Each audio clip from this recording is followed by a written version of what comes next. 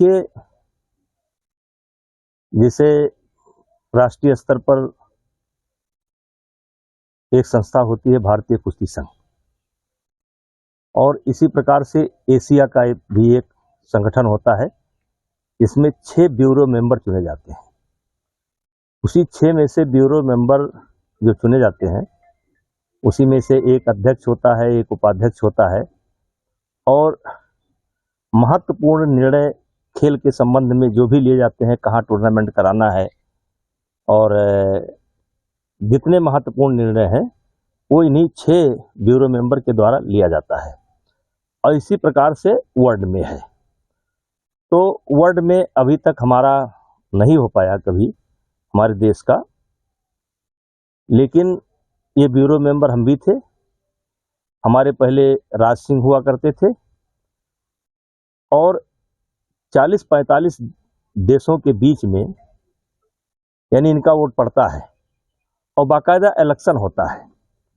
और यद्यप जो हमारी सिचुएशन है, हमारे बगल में नेपाल है, हमारे बगल में श्रीलंका है, हमारे बगल में म्यांमार है, हमारे बगल में बांग्लादेश है, हमारे बगल में पाकिस्तान है, तो हम कमज़ोर पड़ जाते हैं, क्योंकि बहुत कम जो देश हमारे करीब है, कुश्ती कम होती है और उधर जाकर के ज़्यादा होती है। ऐसी परिस्थिति में भारत का अगर कोई व्यक्ति जाकर के ब्यूरो मेंबर बनता है तो उससे बड़ी उपलब्धि होती है, और एक आप कह सकते हैं खिलाड़ियों का एक वकील मिल जाता है जो अच्छे से खिलाड़ियों की बात वहाँ पर रख सकता है।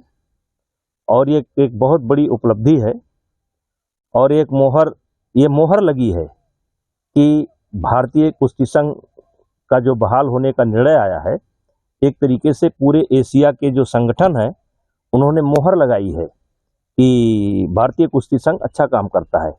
इसीलिए उन्होंने 6 ब्यूरो मेंबर में एक स्थान भारत को मिला है।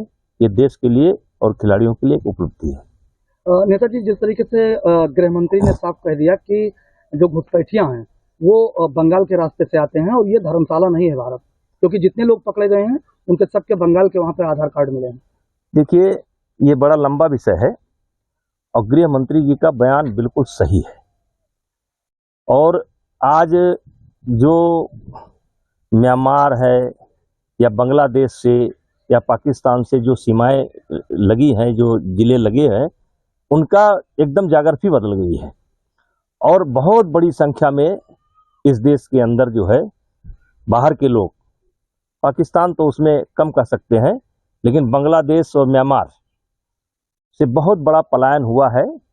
और ये आज का खेल नहीं है, ये खेल कांग्रेस के समय से शुरू हुआ था, और यही काम जो है विशेष करके बंगाल में हर सत्ताधारी पार्टी ने यही काम किया। एक समय था कि इस प्रकरण का विरोध ममता जी भी करती थी, मतलब उनको भी घुसपैठिए दिखाई पड़ते थे, लेकिन अब उनको घुसपैठिए नहीं दिखाई पड़ते हैं। और उसका असर केवल आप ये नहीं कह सकते दिल्ली तक है या बंगाल तक है, उसका असर पूरे देश में पड़ चुका है। और कोई जिला ऐसा नहीं है, कोई कस्बा ऐसा नहीं है जहां बांग्लादेशी और म्यांमार के लोगों का आना न हो चुका हो। यहाँ बाकायदा एजेंसियां लगी है जो कार्ड बनवाती हैं, वोटर बनवाते हैं, आधार कार्ड बनवाते हैं, और इसी के बल पर चुनाव लड़ते हैं। विशेष करके बंगाल में ये खेल केवल ये नहीं कि इस समय, पहले से चल रहा है, आज़ादी के थोड़े दिन के बाद शुरू हो गया। और गृह मंत्री जी के बयान का हम स्वागत करना चाहते हैं।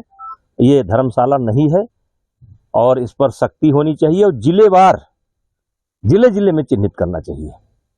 और जो लोग ये काम करते हैं, तुरंत आधार बनवा देना, तुरंत बिजली का कार्ड बनवा देना, तुरंत इनके ऊपर भी कार्रवाई होनी चाहिए। और मैं गृह मंत्री जी के बयान से पूर्णतः सहमत हूँ। तो कठुआ में जिस तरीके से आतंकी हमला हुआ, 3 सेना जवान मारे गए और 3 आतंकी मारे गए, क्या लगता है कि अगर पूरी तरह से केंद्र का कंट्रोल बंगाल पे हो तो क्या इसमें कमी आएगी आतंकी हमलों में?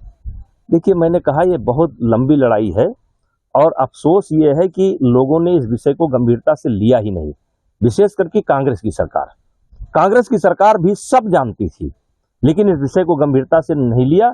भारतीय जनता पार्टी ने, प्रधानमंत्री जी ने, गृह मंत्री जी ने इस विषय को गंभीरता से लिया है। भारत की अपनी ही समस्याएं हैं, उस समस्याओं से निपट रहा है, लेकिन ये जो समस्या है इस पर गंभीरता से विचार होना चाहिए और कार्रवाई होनी चाहिए।